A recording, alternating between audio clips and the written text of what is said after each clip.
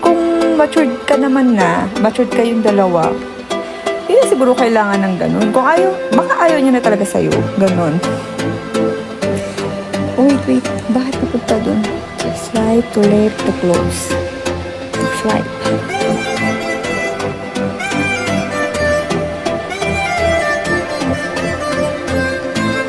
Yeah, like, ako gusto ko na rin ng baby.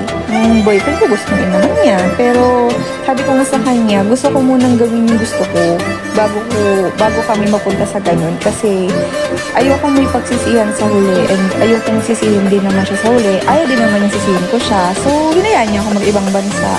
Sabi ko naman sa kanya, parang ano yan siya, give and take. So, sabi ko sa kanya, hayaan mo lang akong mag-isang kontrata dito.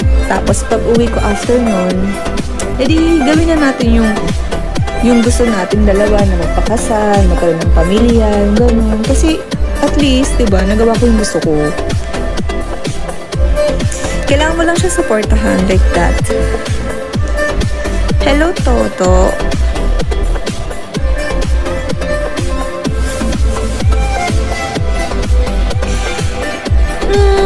Siguro, ganun yung iniisip mo, Claire Sashi. Kasi ako, pamilya kasi muna yung priority ko eh. So, siguro ikaw, ganun.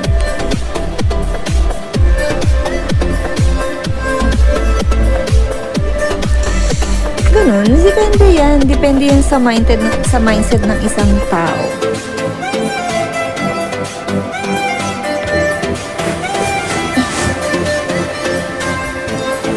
Okay, diba? Baka yung mindset mo ganon. Really? Talaga ba? Hindi talaga to Hong Kong.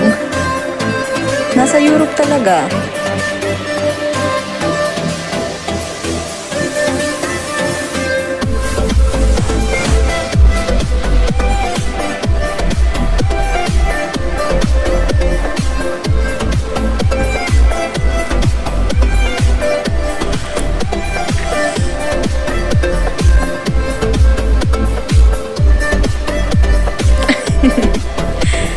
Alam mo, guys, yung mga nanonood dyan, siguro kailangan ng pansin ni Claire Sashi. Thank you! Pansinin nyo naman, kasi, I think kailangan niya ng kalinga.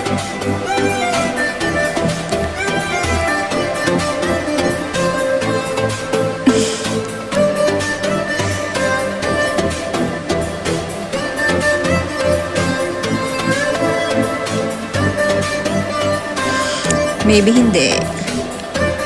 She just want attention. Alam mo, marami akong kilalang ganyan.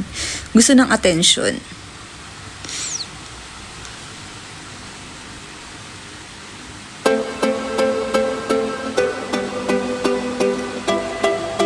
Alam mo yung mga tao na gusto ng attention, so sisirain ka niya sa ibang tao.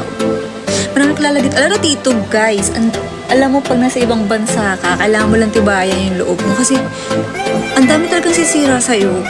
Miski kapwa mo Pinay, kapwa mo Pinoy, ganyan. So, yeah, yung mga gusto mag-OFW dyan, kailangan yung magbaon ng tibay ng loob at tiwala sa sarili.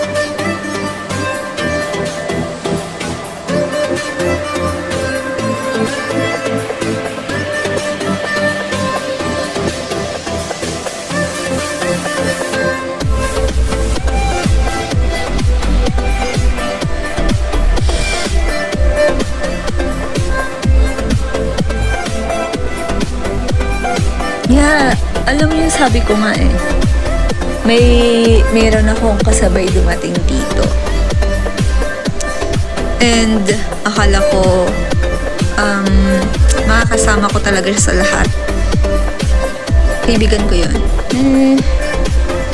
Hanggang sa parang lumawak yung mundo niya. Nakalimot na siya. Work ko dito, waitress. Pero ang dinadala ko lang is drinks. Hindi food, gano'n. Kasi yung restaurant na pinagtatrabahuan ko, meron silang sarili-sariling station. Like, iba yung tagadala ng food, mga boys yon. Iba yung tagadala ng drinks, mga girls naman kami. Iba din yung nagliligpit ng lamesa at nagsiset up. Tapos, iba rin yung nag-take ng order. Ganon.